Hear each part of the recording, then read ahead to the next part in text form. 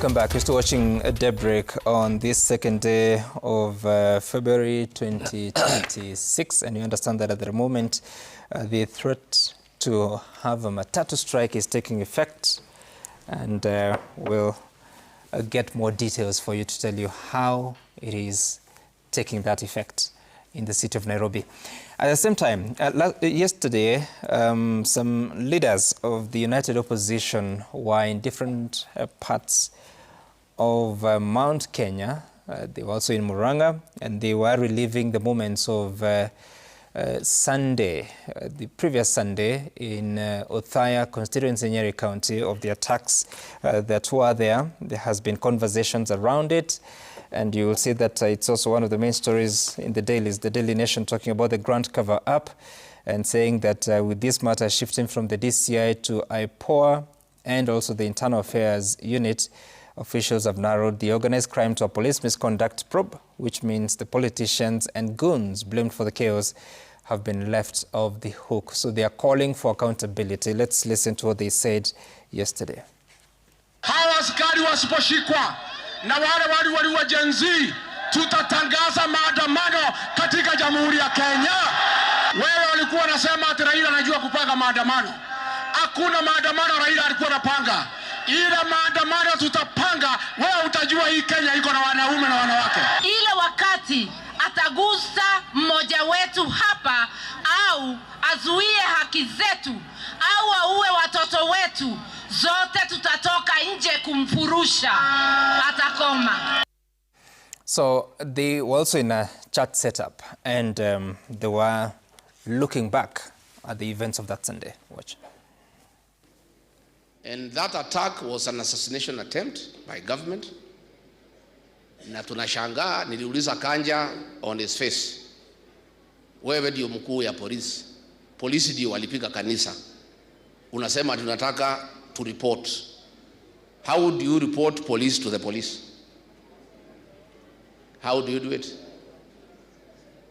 There is a squad, a killer squad called Sierra of 12 people, iko hapo Nairobi. 7 days since that happened, William Ruto is busy galvanizing ati anapeana pesa inaitwa sijui nyota.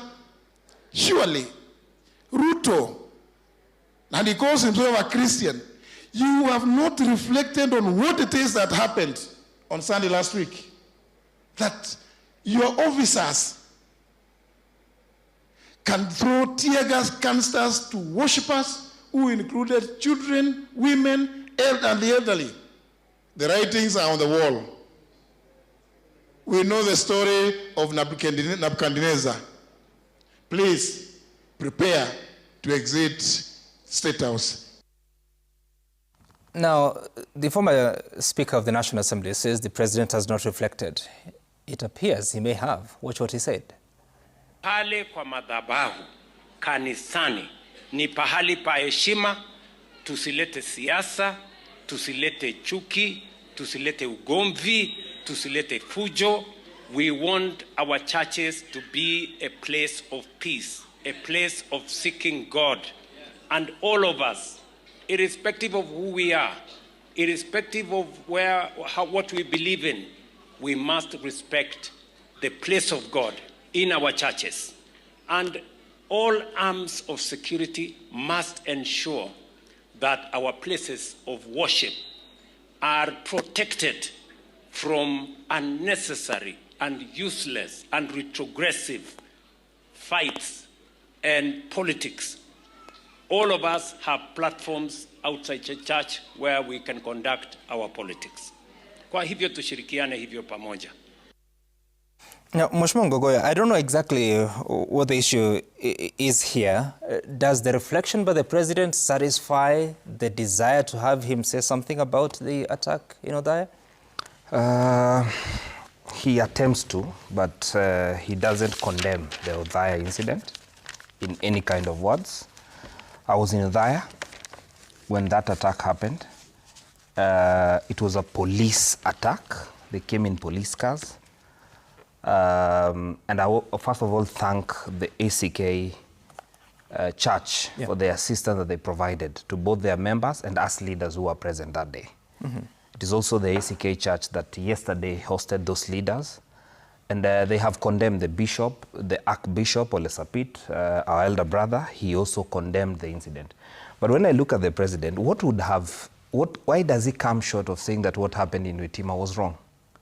And he would ask for speedy investigations. Even if he doesn't mean it, why would he just not say it? Because you see what we'd expect from a sitting president.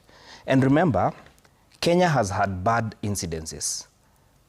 But the worst is when this happens to a church, it shows that there's conscience not somewhere in society. Southern Sudan, in all the fights, churches and mosques, they're the places of refuge. Mm-hmm. And even when militants are fighting and you find refuge in church, you would find that church becomes a safe place. But I also want you to remember that this is not an isolated issue. In 2007, a church in Kiambaa, Eldoret, was burned down with people, and there were no survivors. William Ruto was the member of parliament at that time. While William Ruto is still president today, an attempted assassination, it is just because the place was locked, heavily locked.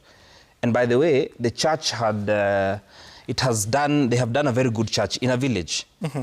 That is how these gentlemen were not able to access, the gentlemen that you see on the video, they were not able to access that church. They attempted. They threw tear gas, they shot at the door. You saw the ACK bishop explaining. And why does this happen in a manner that I don't like what the president, I actually don't believe he's genuine in his condemnation. Because it should come out clear. This is something he should have said as president. I condemn this and it should not happen during my watch. And remember in 2007, it happened when he was a member of parliament. It raises a lot of question about him. Because... But he did... Okay, the attackers, do you have any direct relationship about what you're saying? He's the CEO, he said it, that he's the president of the country. Under his administration, he will compensate. You're accusing him of what happened in 2007, that's what I'm asking. He was a member of parliament then. You're aware? That area. You're aware he was a member of parliament? Yes, he was MP. Yes. And you take responsibility for all the things that happen in your constituency as a member of parliament, because... may I say something? I hold on that he was a member of parliament in 2007, when a church in Kiambaa was burned down with people inside and there were no survivors. Okay. Allow me to say this. Yes, Deputy Speaker. I think it's rather unfair and very careless for the Member of Parliament for Kajiado to, from Kajiado to say that the president is to blame. I think it's looking rather fashionable, or it gives you bonga points to blame the president. We have institutions in this country. The reason after we had the 2010 constitution, we set up IPOA. We have the Internal Affairs Unit under the police who undertake investigations. We have the Minister of Interior who has pronounced himself and has called for investigations, and investigations are ongoing.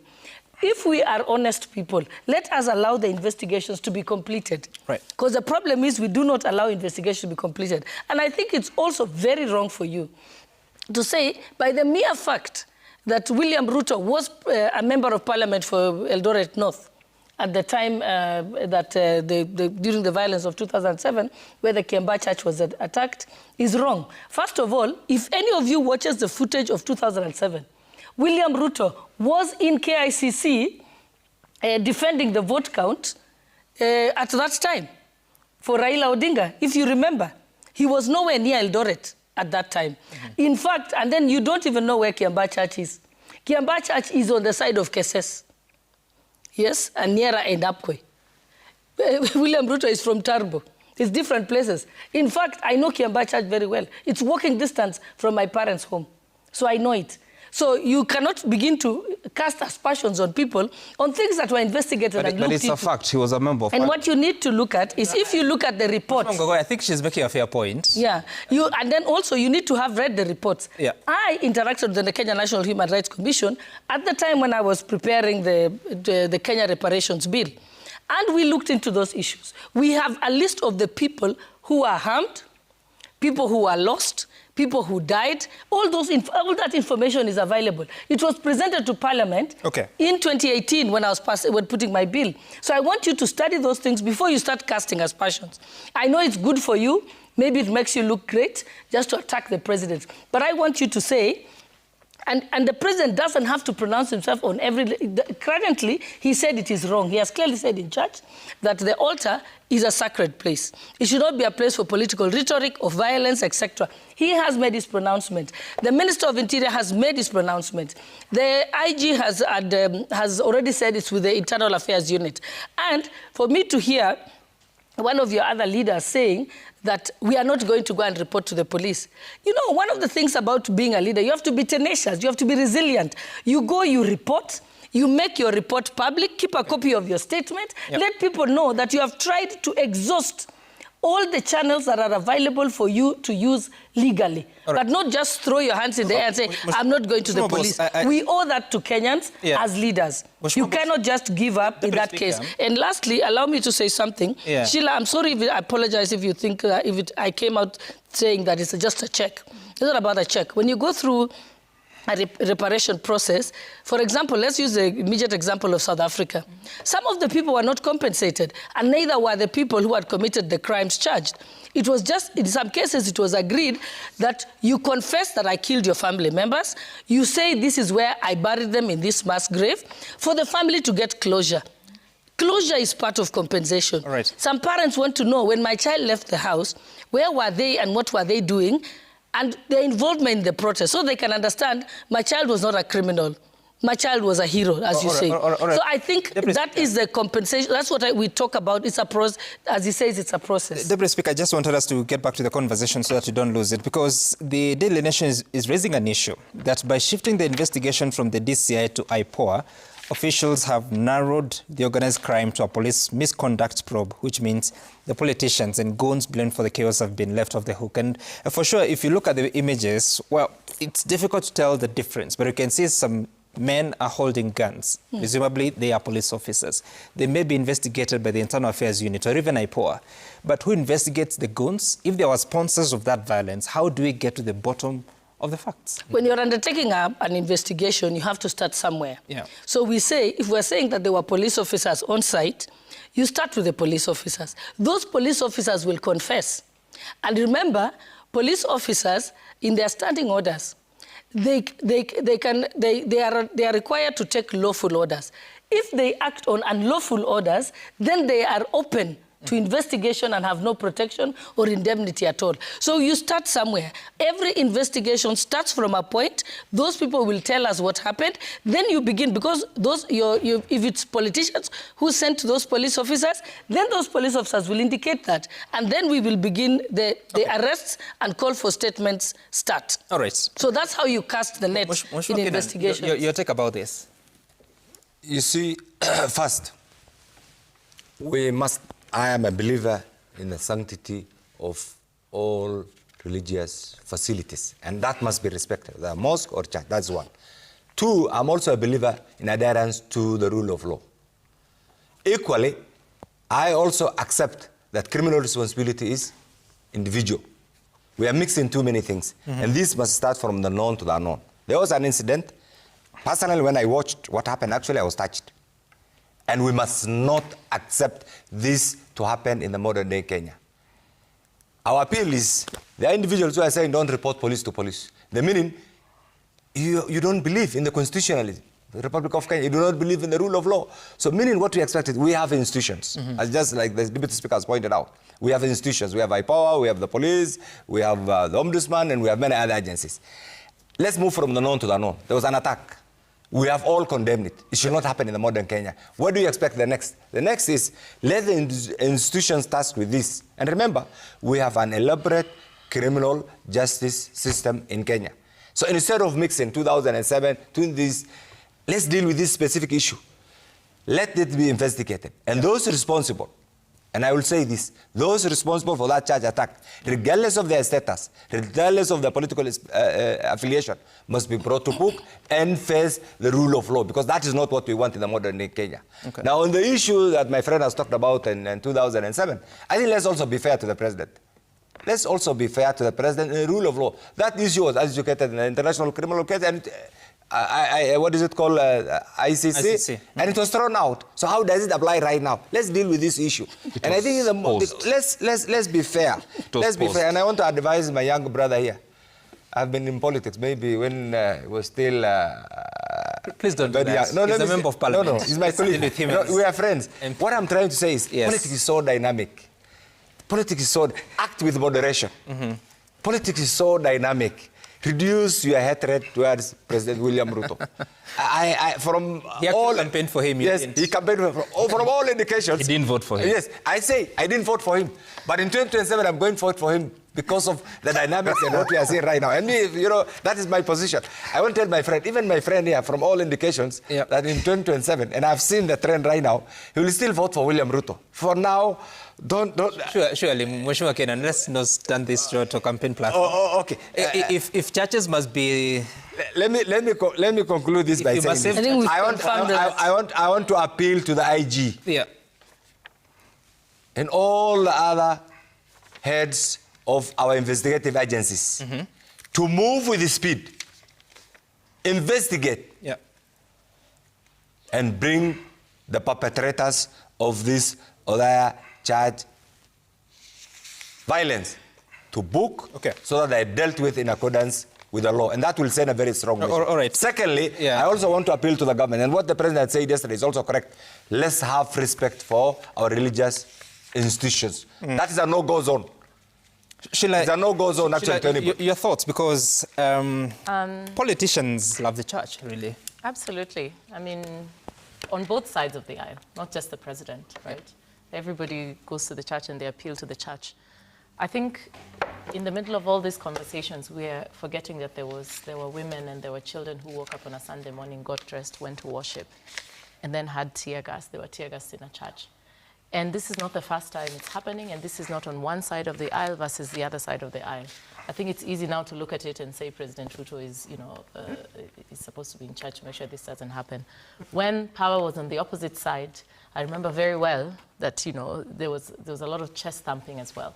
So as we can see, if there's one lesson we've learned, is that this could affect even you at any time, right? So we have to agree that we have to protect the lives of Kenyans. You can play your politics, you can do everything you want, but can we please leave Kenyans and their safety to be the most sacred thing that we look at as politicians? Because I think sometimes we lose the North Star. We lose the why. None of these people elect themselves. Your power is actually lying in those people that are in those churches. And I think if we start a bad trend where we take our politics, to the churches and then they're attacked and then people just walk scot-free, we are setting a very bad precedent. And may I just remind everybody here that we are dealing in a country in 2026 where we have such a low trust deficit from the public. Low. For everybody. It's not one or the other. And so if we continue where we have such atrocities happening and people walk free and there's investigations and there's outrage for 2 minutes and then it ends, sometimes the opposition is being accused of orchestrating their own attacks. I mean, it's going back and forth. Right. But at the end of the day, the most sacred... I keep bringing the conversation back that it's not just about us talking in the studio. There's actually Kenyan lives at stake here. And I don't want that when I go to my church on Sunday, that there's even the slightest risk that the church gets, tear gassed or anything like that happens. So for me, it's just to say, let justice prevail. You have to go through, there's a reason why we have laws. You have to go through the justice system. But let us also give Kenyans faith in the justice system. Sure. We are the same country where in 2007 people were burnt inside a church, right? So we cannot go back to those days. I think that's unacceptable. And may the lesson be learned that, today you have power, tomorrow I have power. So if it is not on your side, please. If it is not on your side, please. Sure. I remember in the beginning of this administration, I remember very well in the beginning of this, some of the pronouncements that were made by the former deputy president. If I look at it today, sometimes it's very hard to feel bad because I'm like, you see what happens. So when we fight to make sure that whether you're on this side of the aisle or the other side of the aisle, that your rights are actually protected. All right. Let's listen to what they said after visiting the Inspector General. And they, I mean the United Opposition leaders. They visited the IG and said this. If this situation continues after 16th, hatutakuwa na lingine la kufanya ni kuitisha maandamano katika Jamhuri ya Kenya until Kipchumba Murkomen is removed from office, IG Kaja is removed from office, and the two DIGs are removed from office. If you touch any national leader and assassinate any national leader a few months to the next general election, this country will never be the same again. We want the National Police Service to get out of goonism, to get out of dirty political work, to go back to their mandate. Right. Now, the same week, they pledged that they would stick together. I think they were attending an event of one of the political parties. Watch this. That we shall make whatever sacrifices necessary to have one presidential candidate.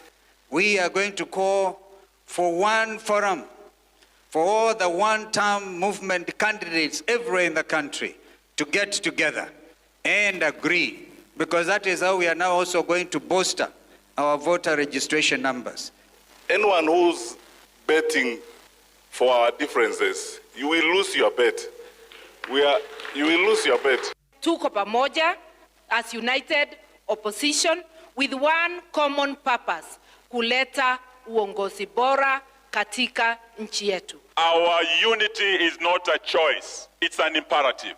History will judge us not by what we said, but by whether we rose when the nation needed us most. Yeah, though the Democratic Party meeting there, they endorsed Justin Muturi to contest the presidency come 2027. Mheshimiwa Ngogoyo, what's going on there? Every other party declaring their presidential candidate and a lot of pledges that you will stick together. But what exactly are you doing behind the scenes that you don't say?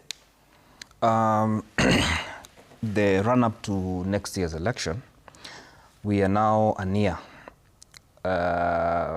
with about 7 months now to the general election. And 1 year, 7 months, you mean? 1 year, 1 year and 7 months yes. to the general election. So we have to prepare for the next election. Political parties are meant to take over government. And in our plan is that we will have one presidential candidate for the united opposition.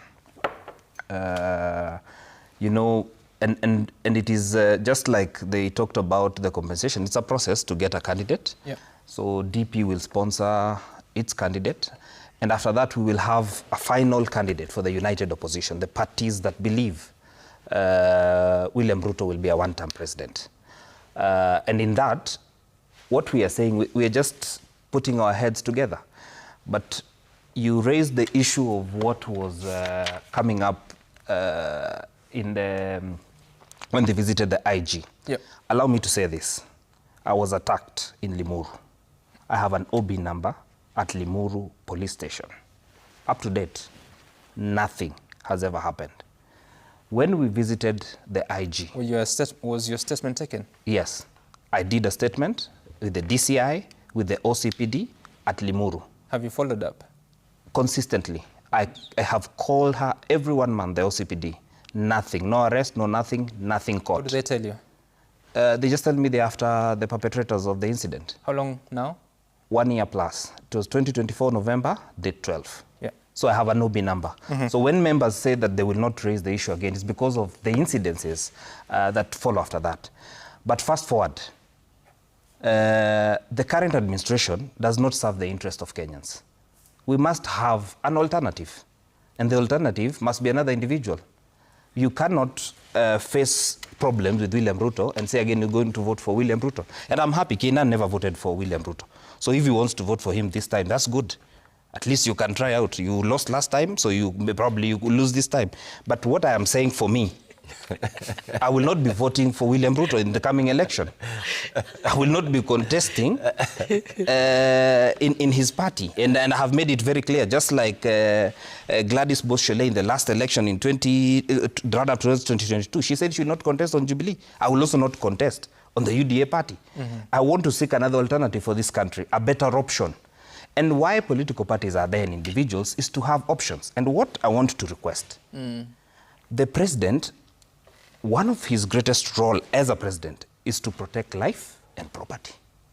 The president as an individual. He is actually an individual in this country. Those in opposition, those who are in government, any life, that's his job. Can he please protect? That's the job of the police, actually. Can he, as president, please take care of the opposition. It is his role as president. When he's in charge of this country, as of now, can he do so? But I want to promise you, Sam, we'll have one single presidential candidate, one running mate, and we will give Kenyans an alternative. I know most of the times they talk about, what we want to do, what we don't want to do. At least we are sure we don't want to kill anybody. We are also sure we don't want extrajudicial killings. We are also sure that most of these loans, and I want us to talk about part of the loans that the World Bank gave out last year on the issue of education. Because that issue, Sam, we have to take it head on. Why grade 10 is failing is because there was a loan was picked last year, January. Can you just conclude on this and then we get to that point, yeah? Yes. But I also wanted to hear, because the Wiper Party leader believes this is a moment worth reckoning. Watch what he said. Seriously. This is revolutionary time. But we are doing it in an orderly manner. That's why we went and saw IBC, tukakubaliana, we've given them time, tukakubaliana, we even setting up our own, tutawapatia watu ambao watafanya kazi na wao to make sure those changes. Brother Eugene, those guys are clear, they're Kenyans. Nobody wants to have, at the end of the day, mud on their face. Aonekane yeye ni mjinga. Hata hii police, I think 3/4 are with us. We are very focused. Even as we speak, if Rigiji was to give you, Fred, the actual opinion polling, which I want him to tell, if he can, the actual opinion polling, ndio William Ruto awache kusema atashinda na 3 million votes, atazitoa wapi? All right, and at the same time, the deputy party leader of the Jubilee Party, and also supposed to be the presidential candidate of that party, had a few things to say. Watch. That's why my first point today is to advise our leaders. You might be very happy today, ufikiri wewe uko na nguvu sana, wewe ni mtu mkubwa. Mumeona hii kiburi vile mnaona hapa, maandege nini kujipiga kifua. Tumekuwa na by election, hata mheshimiwa Magara ngiwaambia. Vile tulikuwa tunaambiwa pale kwa by election, sisi ndio serikali, tutaiba kura, tutafanya nini? I want to be very honest with you. Siku moja utashangaa sana. Saida unatafuta ndege kutoroka. Because huwezi kusukuma wananchi mpaka beyond the wall. Now, Sheila, if the situation is so bad in the country, Kenyans would need an alternative. Do you see that alternative? I think the alternative for me is to have a political class that thought about Kenya. I wish these arguments we were having today were about development. That somebody was saying, we have now reduced the maternal death rate in Kenya from this versus that, and that's their selling point. I wish the alternative was, both sides of the aisle bragging about the education system, that we are successfully transitioning our grade 10 learners and that parents are not shelving a lot of their money, personal funding into taking children to school. Or that we had a healthcare system that, they felt was I'm just seeing in the papers today, for example, that the Ministry of Health is saying that, we need to allocate more money in the supplementary budget in order to take good care of our primary healthcare system because we are overwhelming the higher levels of healthcare. So sometimes I tend to think that they're very much out of tune or out of focus, because what does all of this politics boil down to? It boils down to the common mwananchi, me and you, and the fact that we have good healthcare, we have good education, and we have purchasing power. We have some money in our pocket where we can get food and we can survive on it. Politics it's a necessary process. It is a necessary evil and it is also a necessary good. So the politics has to exist.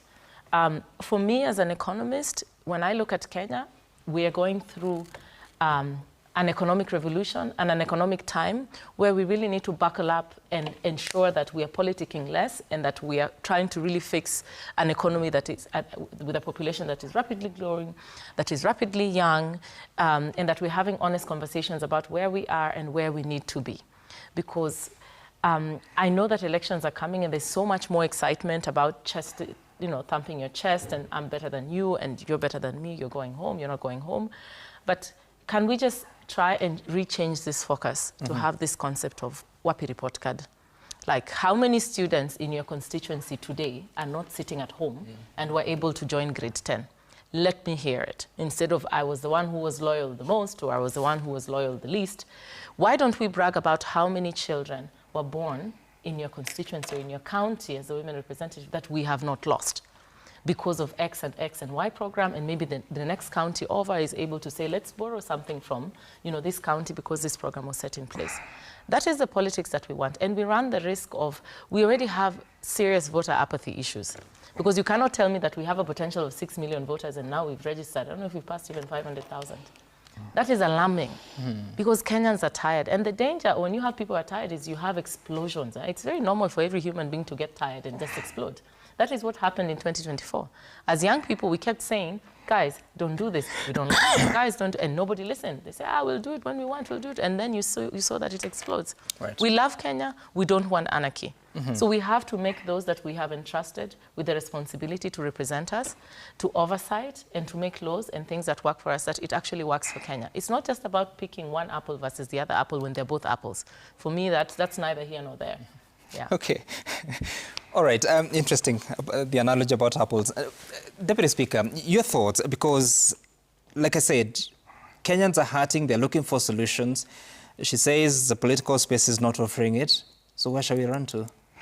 I tell Honorable Ngogoyo, they're perfectly within their constitutional rights and democratic space to field a candidate, whether 2 or 1 or 3, and that's all. I think the question we should ask ourselves, for the people I support, at least personally, is what I ask myself. I ask myself, is my presidential candidate, who's William Ruto, done the things that he promised, and is he on the right track? I look at the issue of health. I tell myself, he's moved from a place where only people who are employed could get hospital insurance. Now we are at a level where we are saying everybody should be covered regardless of whether they have a pay slip or not, whether they have an income or not. That is progress, and I see it. Yesterday, I met some people at a hospital who said to me, SHA inafanya kazi, and they told me my child needed to pay 66,000 shillings for a scan, but now they are going to pay, SHA is paying 44,000. Then I was told, I look at the issue of affordable housing.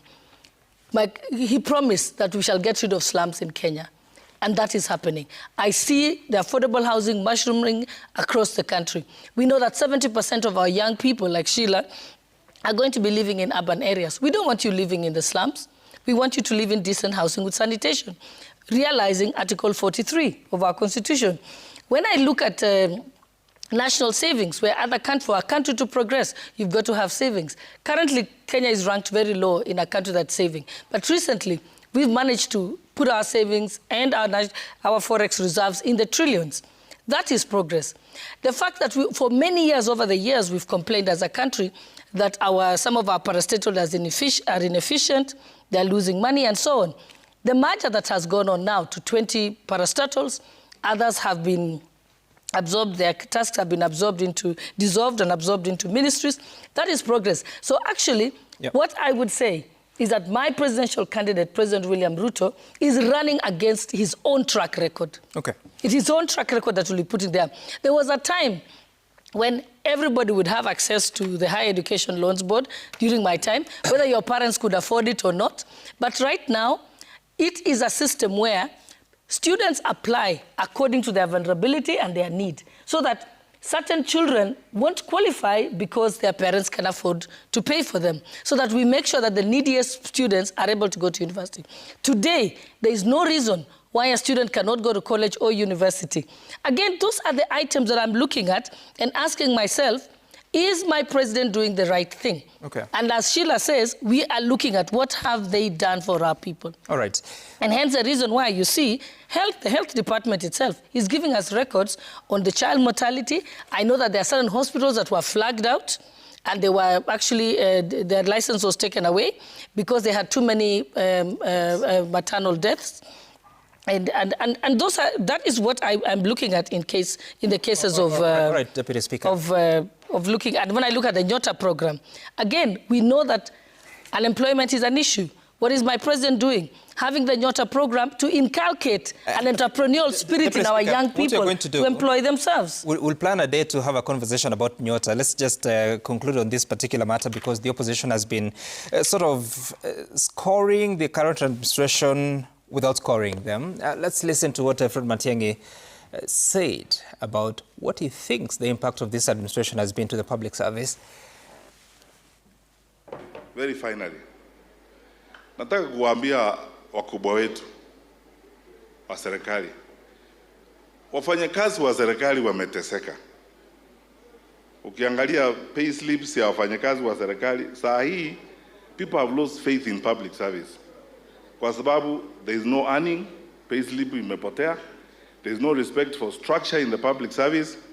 So wakati viongozi wetu wa serikali wanasema hatujui, sisi hatuna akili, hatujui kitu gani kinaendelea, wale wafanyakazi wa serikali ambao wanafanya nao ndio wanatuambia mambo mingi. Na unajua wengine tulitoka hapo hivi majuzi, tunaelewa kila kitu, wasifikiri sisi ni wajinga sana. We understand even this, we have even done our own polls and we understand what's happening. Waseme ukweli, they have no path to election victory. They doesn't exist. Na sisi tukiungana pamoja namna hii, there will be no contest. It will not be 50 plus 1, it will be 70 plus 1. There will be no contest. They have no path. Wasiseme wasifikiri hatujui, tunajua. We also carry out this data, tunajua. Sisi eti ni wajinga, tumelala chini ya mti tunangoja kuambiwa. We are not that foolish. We understand what's happening. Na mimi nikwambie, sio viongozi hawa hawana akili. Kenya is suffering because it's under average leadership. Wale watu ambao wanatuongoza ndio shida. Shida sio inchi, shida hiyo akili kwanza tunaambiwa sasa. Wanasemekana kina Kalonzo hawana akili, Kijia hawana akili. Sasa wewe mimi nakuuliza, mtu ukiwa na akili, upewe serikali mahali watoto wanaenda shule. Kesho watoke shule hawaendi shule. Hiyo ndio akili kweli? Okay, all right. I have the final word on this. Okay, thank you so much. I think that's the mindset of a person who has never been subjected to competitive politics because maybe he has been lucky. And dreams are valid. Let me just say this. Dreams are valid. It's free. You can sit and dream and say, this is what you want to be. But luckily, some of us who have been around also understand what goes on in the mindset of certain individuals the moment you occupy even a small desk and how they behave. So I think we'll talk about that another day. But let's come back to the really issues on this politics. You know, we have a very liberal, highly democratic society, courtesy of this constitution and what the framers of the current constitution actually had in mind. And I always say, if you look at what has been happening since the advent of multipartyism, there has never been two general elections with similar characteristics, with similar form. All the general elections have been different. If you compare 1992 with 1997, there's no comparison.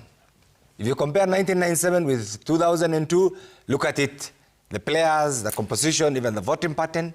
If you compare 2002 with 2007, completely different. 2007, 2013, completely different. 2013, 2017, completely different. 2017, 2022, completely different. And even 2022, 2027 will be completely different. And this is the reason. This is because Kenya largely is a tribal society with a lot of dominance on regional issues. So whereas the person on the other side wants to project, you know, that idealistic, futuristic appearance that this is what we are going to do, the person who was just on the camera right now has occupied a very senior office. And some of us are witness. We know how he behaved. We know how he acted. We know what he believes in. And therefore, there's nothing new. And we'll interrogate that when the time comes. Because some right now, because you are on the other side, you are free to say what you want to say because that's democracy. The last election you supported that side. And not because of that. Actually, what made the group to lose was the attitude and the mindset of such individuals. And we understand. We'll talk about it. And that's why I'm saying, that's why I'm saying there are no two general elections. And take this, and you'll be surprised. Look at the composition of 2027 and compare with 2022. You will be surprised. The players, the composition, the architecture will be completely. The only common denominator will be one. All of us will be seeking the support of the Kenyan people. And how they react, what they do is what will determine the end result. Let's come back to this. Yeah. They have every right to organize themselves. In fact, what I've been pushing for, and I always say, civility in politics is not cowardice. Promote your interest. Bring about your agenda. Stop violence. Don't believe in goonism. Stop the play game. Allow the president to discharge his constitutional mandate. If he persuades, it's about persuasion. There's no force. Ultimately, the voter will go to the field and say, look, this is a person of my choice. He says the opinion polls showing that... Just a minute. That must have been cooked somewhere in one of I'm sure it's not professionally driven, and it's not even verifiable. but you're allowed to dream because dreams are free. The bit I want to say is this. What President William Ruto told us immediately after the election is, let him be judged by his actions. Okay. You see, immediately after they came to power, there were serious issues on the cost of living.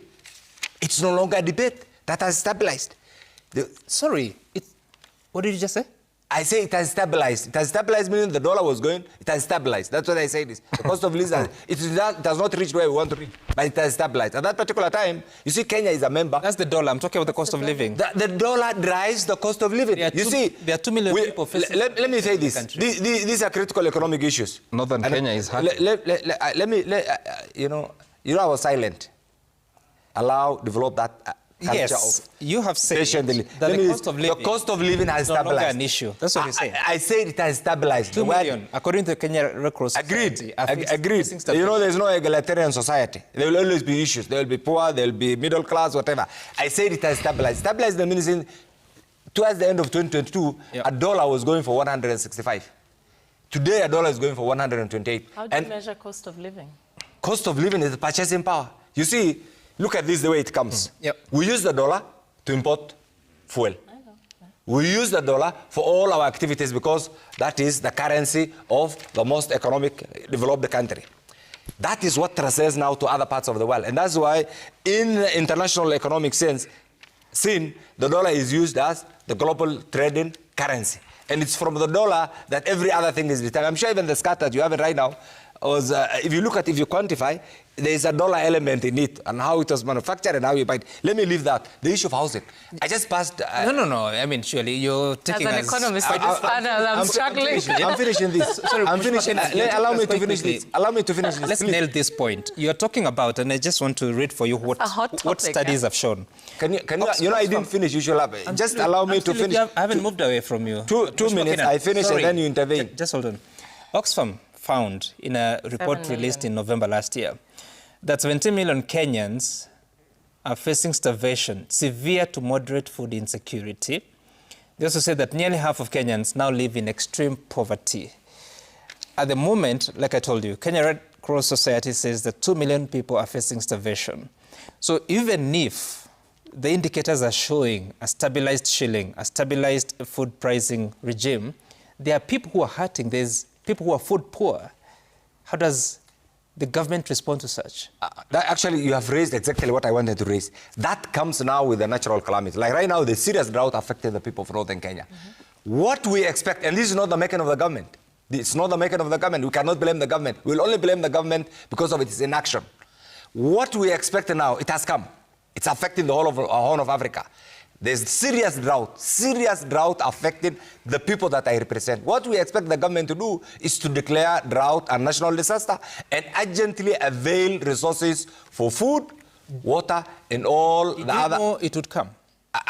Allow me to say, 2 years ago, nobody expected this. 2 years ago, 1.5 years ago, we expected we'll have a normal rainfall. It didn't happen. No, we've been warned consistently by the Kenya Met.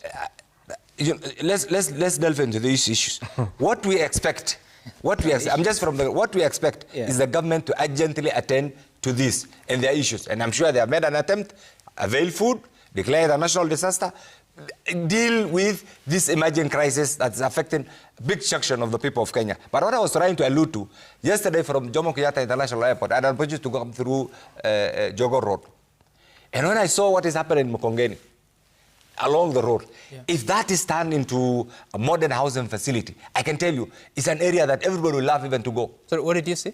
the new infrastructure, the new housing scheme that's coming up along actually Jogoo Road. Jogoo Road will be a completely different road, not the Jogoo Road that we used to know. But allow me to say this. The reforms in education, the issue of affordable healthcare, we have not reached where we want to reach. Yep. The issue of infrastructure development for the first time, and I dare challenge people who negate this, for the first time, people of Northern Kenya are going to enjoy the same rights as the other Kenyans and get part of the infrastructure development, which was the preserve of certain communities in particular regions. And that's why me proudly for where I sit as a member of parliament. How has that happened? How has that happened? The road from Isiolo all the way to Bedera is under construction. Even in my own village, Eldas today is having for the first time a kilometer of tarmac road. For the first time, my second sub-county, Elnur, is going to be connected to the... Who's building it? The government of the Republic of Kenya under President Ruto. For the first time, we are going to see modern houses. From what funds? From the government funds. The government funds. The government has only one source of funds. The government funds. Who is financing it? The government funds. And we budgeted through Parliament. Those are details. The bit I'm trying to say is... So the question is, if Parliament has allocated... If Parliament has allocated resources to a road that is in your village, you've been in Parliament for how many years now? Almost 30? Yes. Why didn't Parliament... There was no goodwill. There was no goodwill from the government then. We have done it, everything. What they did, like now the road that I'm talking about, it was identified in 1974. But there was no goodwill. I want to tell you this. There was no goodwill. They used a paper called Sessional Paper of 1965, which said Northern Kenya is not productive. It's not viable. But for the first time, that is what has happened also in regions like Mwingi, Kitui, and many other parts of the Republic of Kenya. For us, whereas there were tarmac roads that were leading even to their cattle kraals, that were leading to their chicken farms. You know it. Who? There was no, you know them. Who? Right now, they are so bitter with President Ruto because he has said he wants to develop Kenya as one entity. The people of Lamu are getting the sense that you saw what the member of parliament for Lamu the other day said. For the first time, he said an island in those remote parts of Lamu is seeing facilities. I want to take you to something else. Few years ago, you must have heard, and you alluded to this. Teachers, Northern Kenya was stand as a recruitment center, recruitment bureau. They will recruit teachers from the other part of Kenya, post them to Northern Kenya, trigger a security crisis, transfer them back. Right now, proudly, because of the policies of the government, we have sufficient and surplus teachers, local teachers, who are going to serve in Northern Kenya. Okay. Even if all the other local and all non-local leave. That's a good point to transition. The point I was trying to say is this. Sorry, we have just 9 minutes. Okay. The point, let me come back to... Let's share this time with